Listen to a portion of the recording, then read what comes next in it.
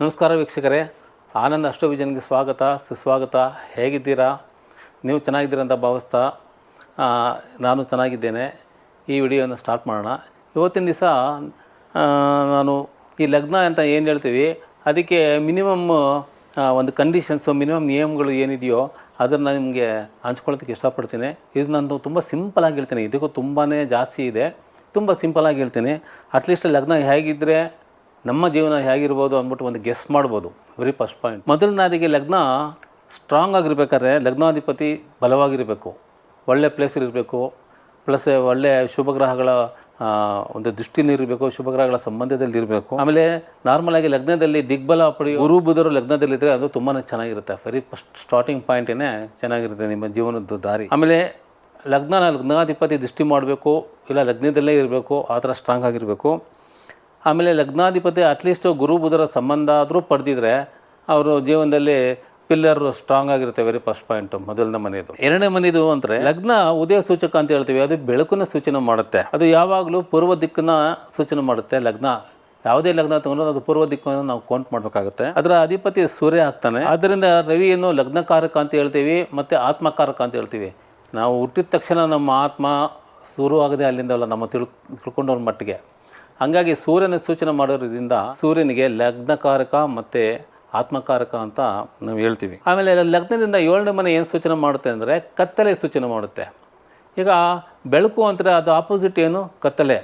ಈಗ ಬೆಂಕಿ ಅಗ್ನಿತತ್ವ ಅಂದರೆ ಅದಕ್ಕೆ ಆಪೋಸಿಟ್ ಏನು? ಜಲತತ್ವ. ಆ ಥರ ಒಂದು ಕಾನ್ಸೆಪ್ಟಲ್ಲಿ 7ನೇ ಮನೆ ಕತ್ತಲೆ ಸೂಚನೆ ಮಾಡುತ್ತೆ. ಅದು ಯಾವಾಗಲೂ ಪಶ್ಚಿಮ ದಿಕ್ಕು. ಪೂರ್ವಕ್ಕೆ ಆಪೋಸಿಟ್ ಯಾವುದಿದೆಯಾ? ಪಶ್ಚಿಮ ದಿಕ್ಕು. ಇದು ಆಯುಸ್ಸಿನ ಜೊತೆ ಜೀವನೋಪಾಯ ಸೂಚನೆ ಮಾಡುತ್ತೆ ಅಂತ ಹೇಳ್ತಾರೆ. ನಾರ್ಮಲಾಗಿ ನಾವು ಬಿಸ್ನೆಸ್ ಏನಾದರೂ ಮಾಡಿದ್ರೆ ನಾವು ಪ್ರಾಡಕ್ಟ್ಸ್ನ ತೊಗೊಳ್ಳೋರು ಗ್ರಾಹಕರನ್ನ ಸೂಚನೆ ಮಾಡುತ್ತೆ. ಮತ್ತು ನಾವು ಬಿಸ್ನೆಸ್ ಮಾಡಿದಾಗ ಪಾರ್ಟ್ನರ್ಶಿಪ್ ಮಾಡಿದ್ರೆ ನಮ್ಮ ಪಾರ್ಟ್ನರ್ಸ್ನ ಸೂಚನೆ ಮಾಡುತ್ತೆ. ಹಾಗಾಗಿ ಇದನ್ನು ಜೀವನೋಪಾಯಕ್ಕೆ 7th ಹೌಸನ್ನು ನಾವು ಕನ್ಸಿಡರ್ ಮಾಡಬೇಕಾಗುತ್ತೆ. ಇದರ ಅಧಿಪತಿ ಶನಿಮಾತ್ಮ ಯಾವಾಗಲೂ ಕತ್ತಲೆಯ ಜೀವನವನ್ನು ಸೂಚನೆ ಮಾಡ್ತಾರೆ. ಕತ್ತಲೆಯ ಜೀವನ ಸೂಚನೆ ಮಾಡ್ತಾರೆ. ಹಾಗಾಗಿ 7ನೇ ಮನೆ ಬಂದು ಶನಿಮಾತ್ಮ ಅಲ್ಲಿ ಪವರ್ಫುಲ್ಲು. 4ನೇ ಸ್ಥಾನ ಏನು ಬರ್ತಾರೆ? 4ನೇ ಸ್ಥಾನ ಸುಖ ಸ್ಥಾನ ಅಂತ ಹೇಳ್ತೀವಿ. ನಮಗೆ ಜೀವನದಲ್ಲಿ ಏನೇನು ಆಸ್ತಿ ಪಾಸ್ತಿಗಳು ಬಂಧು ಬಳಗ ಇರ್ತಾರೆ ಅದ್ರ ಸೂಚನೆ ಮಾಡುತ್ತೆ.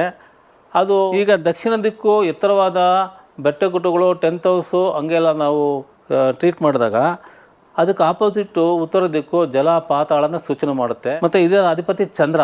ಕಾಲಪುರುಷನ ಒಂದು ಕುಂಡಲಿ ಪ್ರಕಾರ 4ನೇ ಮನೆ ಕಟಕ ಬರುತ್ತೆ, ಅದಕ್ಕೆ ಅಧಿಪತಿ ಚಂದ್ರ. ಹಾಗಾಗಿ ಅದು ಹೃದಯ ಮನಸ್ಸಿನ ಭಾವನೆಗಳನ್ನು ಸೂಚನೆ ಮಾಡುತ್ತೆ 4ನೇ ಮನೆ. ಹಾಗೆ ಉತ್ತರಕ್ಕೆ ಎದುರುವ ದಿಕ್ಕು ದಕ್ಷಿಣ, ಅದು 10ನೇ ಮನೆ. ಅಂದರೆ ಉನ್ನತ ಧ್ಯೇಯಗಳು, ನಮ್ಮ ಘನತೆ ಗೌರವಗಳನ್ನ ಸೂಚನೆ ಮಾಡುತ್ತೆ. ಆಸೆ ಆಕಾಂಕ್ಷೆ ಅಧಿಕಾರಗಳನ್ನು ಸೂಚನೆ ಮಾಡುತ್ತೆ. ಇದು ಎತ್ತರದ ಬೆಟ್ಟ ಗುಡ್ಡಗಳು ಪರ್ವತಗಳು ಆ ಥರ ಸೂಚನೆ ಮಾಡುತ್ತೆ. ಇದಕ್ಕೇ ನಮ್ಮ ಕುಜನಿಗೆ ಉಚ್ಚ ಸ್ಥಾನ ಅಂತ ಹೇಳ್ತಾರೆ.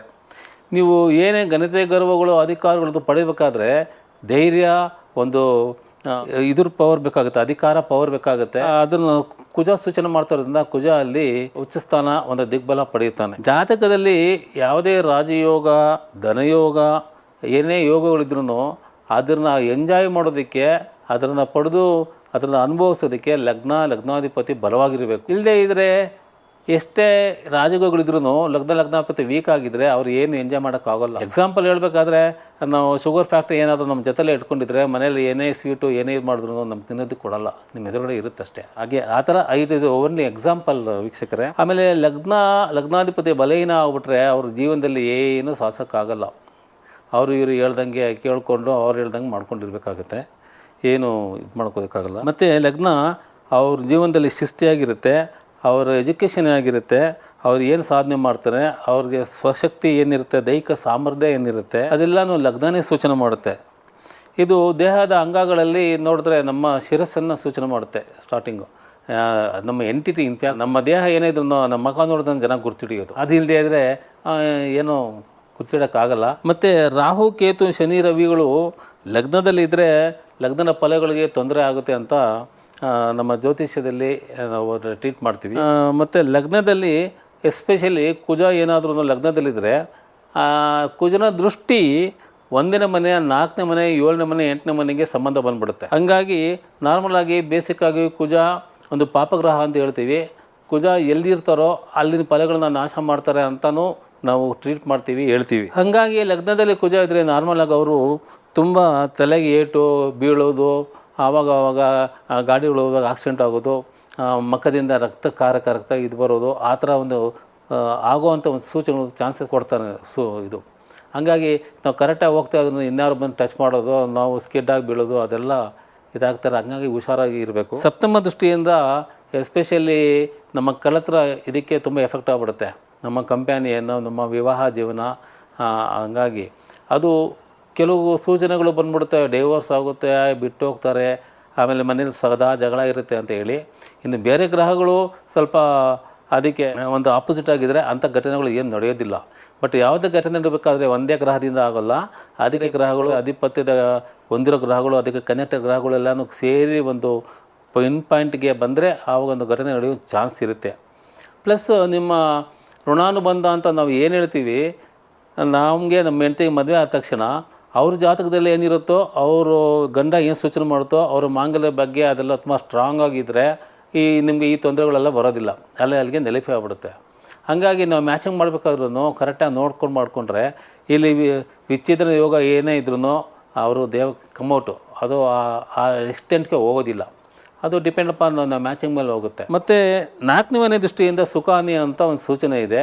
ಎಸ್ಪೆಷಲಿ ವೆಹಿಕಲ್ ಸಂಬಂಧಪಟ್ಟಿದ್ದಂಗೆ ಆಕ್ಸಿಡೆಂಟ್ಗಳು ಆಗೋದು, ಅದ್ರ ಬಗ್ಗೆ ಸ್ವಲ್ಪ ತೊಂದರೆಗಳು ಬರೋದು, ಬಂಧು ಬಾಂಧವರಲ್ಲಿ ಡಿಫ್ರೆನ್ಸ್ ಆಫ್ ಒಪಿನಿಯನು ಆ ಥರ ಎಲ್ಲ ಸೂಚನೆ ಮಾಡ್ತಾರೆ. ಮತ್ತು ಅಷ್ಟಮ ದೃಷ್ಟಿಯಿಂದ ಜೀವನ ಕಷ್ಟಮಯ ಅಂತ ಸೂಚನೆ ಇದೆ. ಅಂದರೆ 8ನೇ ಮನೆ ದೃಷ್ಟಿಯಿಂದ ಅಂತ ಹೇಳಿದ್ರೆ ಸ್ವಲ್ಪ ಅಲ್ಲಿ ನಮಗೆ ನೆಗೆಟಿವ್ ಆಗುವಂಥ ಒಂದು ಚಾನ್ಸ್ ಇದೆ. ಬಟ್ ಇದೆಲ್ಲ ಆಗಬೇಕಾದ್ರೆ ನಾವು ತುಂಬ ಯೋಚನೆ ಮಾಡೋ ಅವಶ್ಯಕತೆ ಇಲ್ಲ. ಆಯಾ ದಶಾಭುಕ್ತಿ ಬಂದಾಗ ಅದು ಆ್ಯಕ್ಟಿವೇಟ್ ಆದಾಗ ಆ ಟೈಮಲ್ಲಿ ಮಾತ್ರ ಸ್ವಲ್ಪ ತೋರಿಸ್ಕೊಳ್ಳುತ್ತೆ. ಆವಾಗ ನಾವು ಸ್ವಲ್ಪ ಹುಷಾರಾಗಿ ಇದ್ಬಿಟ್ರೆ ನಾವು ಇದರಿಂದೆಲ್ಲ ಪಾರೋಗೋ ಚಾನ್ಸ್ ಇದೆ, ಏನು ತೊಂದರೆ ಏನಾಗಲ್ಲ. ನಾವು ಅಷ್ಟು ಯೋಚನೆ ಮಾಡಿ ಅದ್ರ ಮನಸ್ಸಿಗೆ ತೊಗೊಂಡು ಯೋಚನೆ ಮಾಡೋ ಅವಶ್ಯಕತೆ ಇಲ್ಲ. ಆಯಾ ದಶಾಭುಕ್ತಿ ಬಂದಾಗ, ಆ ದಶೆಗಳು ಬಂದಾಗ ಸ್ವಲ್ಪ ಹುಷಾರಾಗಿದ್ದರೆ ಸಾಕು. ಮತ್ತು ಲಗ್ನದಲ್ಲಿ ಶನಿಮಾತ್ಮ ಏನಾದರೂ ಇದ್ಬಿಟ್ರೆ ತುಂಬಾ ಒಂದು ಕಷ್ಟ. ಯಾಕಂದರೆ ನೀವು ನಿಮ್ಮ ಜೀವನನೇ ತುಂಬ ಸ್ಟ್ಯಾಗ್ನೇಷನ್ ಅಂತ ಹೇಳ್ತೀವಿ. ತುಂಬ ಲೇಟು ಏನೇ ಕೆಲಸ ಮಾಡಿದ್ರು ಲೇಟು. ನಿಮ್ಮ ಮದುವೆ ಆಗೋದು ಕನಿಷ್ಠ 30 ವರ್ಷ ಆಗಲೇಬೇಕು, ಆ ಥರ ಸೂಚನೆ ಕೊಡ್ತಾರೆ. ಆ ಶನಿಮಾತ್ಮ 1ನೇ ಮನೆ, 3ನೇ ಮನೆ, 7ನೇ ಮನೆ, 10ನೇ ಮನೆಗಳಿಗೆ ದೃಷ್ಟಿ ಇರುತ್ತೆ. ಹಂಗಾಗಿ ಆ ಸಂಬಂಧ ಬಂದಾಗ ಆ ಮನೆಗಳು ಏನು ಸೂಚನೆ ಮಾಡುತ್ತೆ ಫಲಗಳು, ಅದಕ್ಕೆ ಸ್ವಲ್ಪ ಎಲ್ಲ ತೊಂದರೆಗಳಾಗುತ್ತೆ. ಲಗ್ನದಲ್ಲಿ ಶನಿಮಾತ್ಮ ಇದ್ದರೆ ನಾರ್ಮಲಾಗಿ ಅವ್ರ ಲೈಫ್ ಲಾಂಗ್ ಅನಾರೋಗ್ಯ ಇರುತ್ತೆ, ಏನೋ ಒಂದು ಕಾಯಿಲೆ, ಏನೋ ಒಂದು ಇದಿರುತ್ತೆ, ವಾತಬಾಧೆ, ಸೋಮಾರಿತನ, ಏನೇ ಕೆಲಸ ಮಾಡಿದ್ರೆ ಏನು ನಾಳೆ ಮಾಡ್ಕೊಂಡು ಬಿಡು, ಏನೋ ಟೈಮ್ ಇದೆ ಬಿಡು ಅಂತ ಅವ್ರ ಮನಸ್ಥಿತಿ ಹಂಗಿರುತ್ತೆ. ಮತ್ತು 7ನೇ ಮನೆ ಸಂಬಂಧ ಅಂತ ಬಂದಾಗ ಕಳತ್ರ ಹಾನಿ, ತಡವಿವಾಹ, ಪತ್ನಿಗೆ ರೋಗ ಬಾಧೆ ಅಂತ ಎಲ್ಲ ಇದೆ. ಅದೇ ನಾನು ಹೇಳ್ದಂಗೆ ದಶಾಭಕ್ತಿಗೆ ಬಂದಾಗ ತುಂಬ ಕೇರ್ಫುಲ್ ಆಗಿರಬೇಕು. ಗೋಚಾರದಲ್ಲಿ ಬಂದಾಗ ಸ್ವಲ್ಪ ಕೇರ್ಫುಲ್ ಆಗಿದ್ದರೆ ನೀವು ಅದನ್ನು ನಿವಾರಣೆ ಮಾಡ್ಕೊಂಡು ಹೋಗ್ಬೋದು. ಹಾಗಾಗಿ ನಮ್ಮ ಜಾತಕ ಹೆಂಗಿದೆ ಅಂತ ನಾವು ತಿಳ್ಕೊಂಡ್ರೆ, ನಮ್ಮ ದಾರಿ ಹೇಗಿದೆ ಜೀವನ ಅಂತ ತಿಳ್ಕೊಂಡ್ರೆ, ಅದಕ್ಕೆ ನಾವು ಆ ಥರ ನಾವು ಮನಸ್ಥಿತಿ ಮಾಡ್ಕೊಂಡು ಹೋದರೆ ವಿ ಕ್ಯಾನ್ ಕಮ್ಔಟ್. 3ನೇ ಸಂಬಂಧದಿಂದ ಬಂಧು ವಿರಸ, ಕಿರಿಯಸ್ಥರ ಭಿನ್ನಾಭಿಪ್ರಾಯ ಅಂತ ಇರುತ್ತೆ. ಹಾಗಾಗಿ ಡಿಫ್ರೆನ್ಸ್ ಆಫ್ ಒಪಿನಿಯನ್ ಇದ್ದೇ ಇರುತ್ತೆ, ಏನು ಮಾಡೋಕ್ಕಾಗಲ್ಲ. ಆಯಾದಲ್ಲಿ ಬಂದಾಗ ನಾವು ನೋಡಿಕೊಂಡು ಕೇರ್ಫುಲ್ಲಾಗಿ ಹ್ಯಾಂಡಲ್ ಮಾಡ್ಕೊಂಡು ಹೋಗಬೇಕು. ನನ್ನ ಜಾತಕದಲ್ಲಿ ಹಿಂಗಿದೆ, ನಾನು ಹಿಂಗಿರಬೇಕು, ಅಥವಾ ನಾವೇ ಅದಕ್ಕೆ ಪರಿಹಾರ ಹೆಂಗೆ ಮಾಡ್ಕೊಬೇಕು ಅಂತ ನಮ್ಮ ಮನಸ್ಥಿತಿಗೆ ನಾವು ಮಾಡ್ಕೊಬೇಕು, ಅಷ್ಟು ಹೋಗ್ಬೇಕಾಗುತ್ತೆ. ಹಾಗಾಗಿ 10ನೇ ಮನೆ ಬಂದಾಗ ಉದ್ಯೋಗ ಸೂಚನೆ ಮಾಡ್ತೇನೆ. 10ನೇ ಮನೆ ನಿಮ್ಮ ವ್ಯಕ್ತಿತ್ವ, ಘನತೆ, ಗೌರವ ಸೂಚನೆ ಮಾಡುತ್ತೆ. ಅದಕ್ಕೆ ಸ್ವಲ್ಪ ತೊಂದರೆ ಕೊಡ್ತಾನೆ. ಬಟ್ ಅಂಥ ಇದು ಯೋಚನೆ ಮಾಡೋ ಅವಶ್ಯಕತೆ ಇಲ್ಲ. ಯಾಕಂದರೆ 10ನೇ ಮನೆಗೆ ಏನಾದ್ರೂ ಶುಕ್ರ ಮತ್ತು ಗುರು ಸಂಬಂಧ, ಬುಧನ ಸಂಬಂಧ, ಒಳ್ಳೆ ಬುಧನ ಸಂಬಂಧ ಎಲ್ಲ ಬಂದರೆ ಅಂಥ ಪ್ರಾಬ್ಲಮ್ ಏನಾಗಲ್ಲ, ಯು ಕ್ಯಾನ್ ಕಮ್ಔಟು. ಹೀಗಾಗಿ ಇದಲ್ಲದೆ ಲಗ್ನದಲ್ಲಿ ಯಾವುದಾದ್ರು ಗ್ರಹ ಇರಬೇಕು ಅಂತ ಹೇಳ್ತಾರೆ. ನನ್ನ ಅಭಿಪ್ರಾಯದಲ್ಲಿ ಲಗ್ನ ಯಾವ ಗ್ರಹವೂ ಇಲ್ಲದ್ರೆ ಅದು ಕ್ಲೀನಾಗಿದ್ರೇ ಒಳ್ಳೆಯದು. ಯಾವುದನ್ನ ಗ್ರಹ ಇದ್ದರೆ ಆ ಗ್ರಹ ಪ್ರಭಾವದಿಂದ ನಿಮ್ಮ ಮಾಡೋ ಕೆಲಸಗಳಿಗೆ ಶುಭವಾಗಿದ್ದರೆ ಓಕೆ, ಕರೆಕ್ಟು. ಅದು ಅಶುಭವಾಗಿದ್ದರೆ ಅದು ಅಡಚಣೆಗಳು ಅಲ್ಲಿ ತೋರಿಸ್ತಾ ಇರುತ್ತೆ. ಹಾಗಾಗಿ ಎಸ್ಪೆಷಲಿ ಋಷಭ ಲಗ್ನಕ್ಕೆ ಮಾತ್ರ ಶನಿಮಾತ್ಮ ಯೋಗಕಾರಕ ಆಗ್ತಾರೆ. ಹಾಗಾಗಿ ಅವರು ಋಷಭ ಲಗ್ನ ತುಂಬ ಸಹನೆಯಿಂದ ಇದ್ದು, ಯೋಗಕಾರಕ ಅಂದರೆ ಶನಿಮಾತ್ಮ ಪಾಸಿಟಿವ್ ಎಫೆಕ್ಟು, ತುಂಬ ಹೈ ಎಫೆಕ್ಟ್ ಕೊಟ್ಬಿಡ್ತಾರೆ, ತುಂಬ ಶಾಶ್ವತವಾದ ಎಫೆಕ್ಟ್ ಇರುತ್ತೆ. ಹಾಗಾಗಿ ಅವರು ಪ್ರೋ ಅಂತ ಹೇಳ್ತೀವಿ ಶನಿಮಾತ್ಮ. ಹಾಗಾಗಿ ಋಷಭ ಲಗ್ನಕ್ಕೆ ಮಾತ್ರ ಅದು ಸೂಚನೆ ಮಾಡುತ್ತೆ. ಮತ್ತು ಮೇಷ ಲಗ್ನಕ್ಕೆ 10ನೇ ಮನೆ ಅಧಿಪತಿನೂ ಅವರೇ ಆಗ್ತಾರೆ, 11ನೇ ಮನೆ ಅಧಿಪತಿನೂ ಆಗ್ತಾರೆ. ಅದು ಒಳ್ಳೆ ಅಧಿಪತ್ಯನೇ, ಬಟ್ ಅವರು ಲೈಫ್ ಲಾಂಗ್ ಕೆಲಸ ಮಾಡ್ತಾನೇ ಇರಬೇಕು. ಆಮೇಲೆ ಅಂಥ ಹೇಳ್ಕೊಳ್ಳೋವಂಥ ಪ್ರಾಫಿಟ್ ಏನಿರಲ್ಲ, ಬಟ್ ಕೆಲಸ ಇದ್ದೇ ಇರುತ್ತೆ ಜೀವನೋಪಾಯಕ್ಕೆ, ಅದೇನು ತೊಂದರೆ ಆಗೋಲ್ಲ. ಇದು ವೀಕ್ಷಕರೇ, ಇದು ನಾನು ತುಂಬ ಸಿಂಪಲ್ಲಾಗಿ ಹೇಳಿದ್ದೀನಿ. ಇದು ತುಂಬ ಅಗಾಧ ಇರುತ್ತೆ, ಅದು ಎಲ್ರಿಗೂ ಅರ್ಥ ಆಗೋದಲ್ಲಿ ಅಂತ ಆ ಒಂದು ಕಾರಣಕ್ಕೆ ನಾನು ಈ ವಿಡಿಯೋನಿಲ್ಲ ನಾನು ಸ್ಟಾಪ್ ಮಾಡ್ತೀನಿ. ಈ ವಿಡಿಯೋ ಇಷ್ಟ ಆಗಿದರೆ ದಯವಿಟ್ಟು ಶೇರ್ ಮಾಡಿ, ಲೈಕ್ ಮಾಡಿ, ಸಬ್ಸ್ಕ್ರೈಬ್ ಮಾಡಿ. ನಮಸ್ಕಾರ.